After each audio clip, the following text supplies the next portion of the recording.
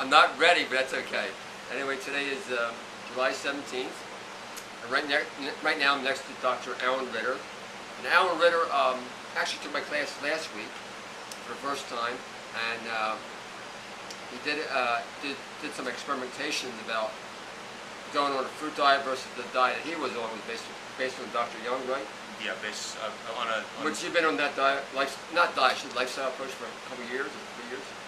Yeah, since 2006. So that's 4 years, and then he took one of my classes, which is an hour and 15 minutes, and explain what happened. Maybe explain what you do too. Well, I'm here actually teaching a class at 10, sort of to raise consciousness level about water and other issues. But I took Arnold's class, as he said, on Wednesday, and Last Saturday. Sorry, last Saturday. Yeah. And on Wednesday, I started thinking seriously about actually changing from the vegetarian lifestyle that I was on. So I started going to websites, and as I'm a scientist, I was trying to be quantitative about saying, well, how many calories am I actually getting, for the first time being serious in my life about counting calories, counting the carb, the protein, and the fat calories.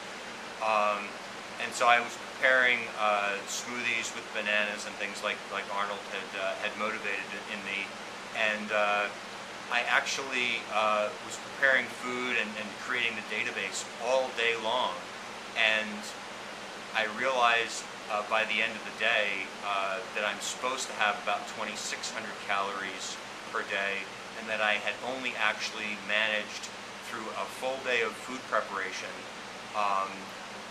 eating a large amount of fruit, the largest amount of fruit that I've eaten ever in my life, and a complete change from sort of my previous philosophy, which had been sort of anti-fruit, that I was only able to get to 1,200 calories for an entire day, which basically meant I was kind of starving.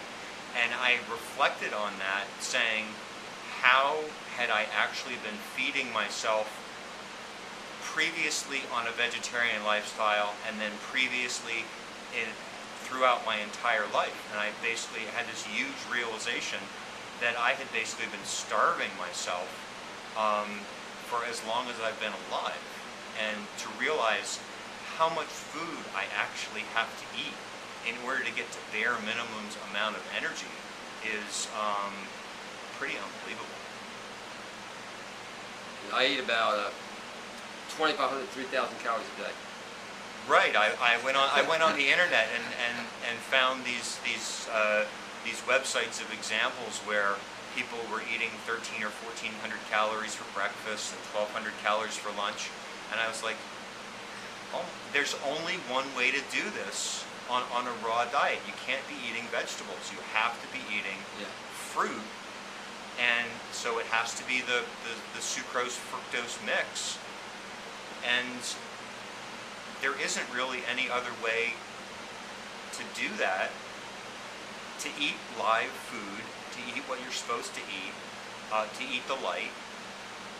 You can't do it by... In fact, most people, those in the know, would totally disagree with us. Because they push sprouts and vegetables as the key. And I'm saying, in order for you to get your nutrients, 90% of our nutrients is based on fructose and glucose, which are by need 90% for nutritional needs. And they're saying, no fruit. So where do you get your calories from? Right. I mean, if you're eating sprouts and veggies, you're probably going to get, if you ate all day, if you ate sprouts and veggies all day, you're going to get 500 calories per day. And basically, well, wait a minute, where's your other 2,000 calories going to come, so that you're even going to be able to talk to people and make sense? They get it from nuts. Well, that's what they do. Then you're fat overload. You're seriously in fat overload. Right. Wow. Why don't you talk a little about what you're doing, what your talk's going to be about? Alan Ritter is probably the mind-boggling, as he was mind-boggled by my lecture, I was mind-boggled by his lecture. Go ahead. Well, basically, my talks are approximately at 10 o'clock on Saturdays here. And last week I sort of gave an introduction to water. I talked about what water is, and then I talked about what municipal water is, what What is municipal water, by the way?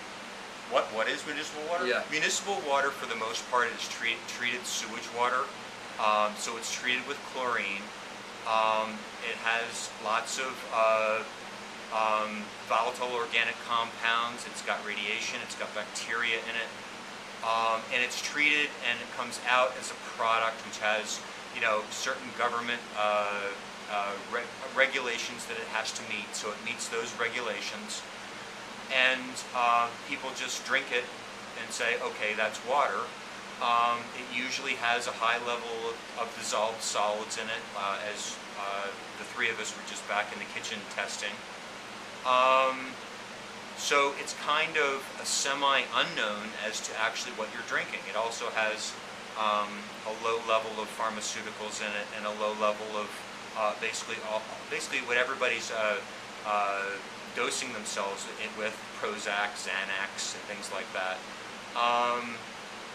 And luckily here in Lansdale, or maybe by design here in Lansdale, the water supply is not fluoridated. So Arnold can keep his shop here instead of having to move. So I try to raise consciousness about what water is and what water isn't, and talk to people about solutions for their particular situation consuming water. This week I'm jumping in. No more than 8 minutes, 9 minutes.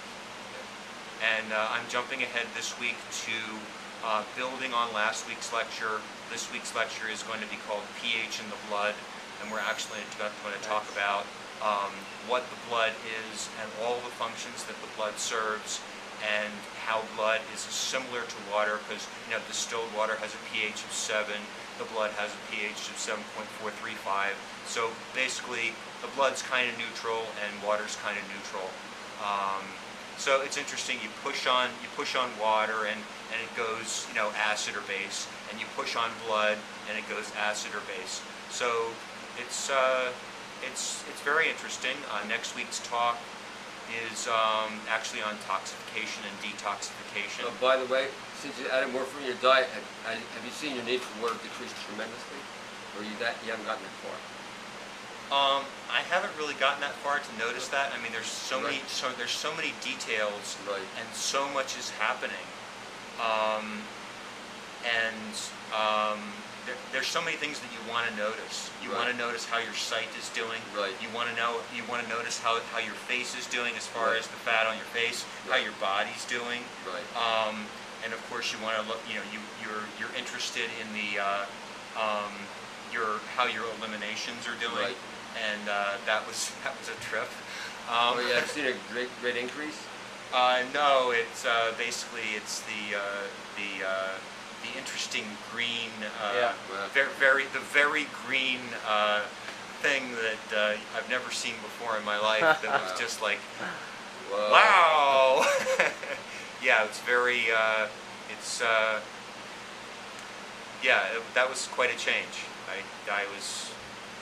I had seen green stools before, but it was green stools that were sort of like a common brown stool. But this was okay. You gotta eat more fruit.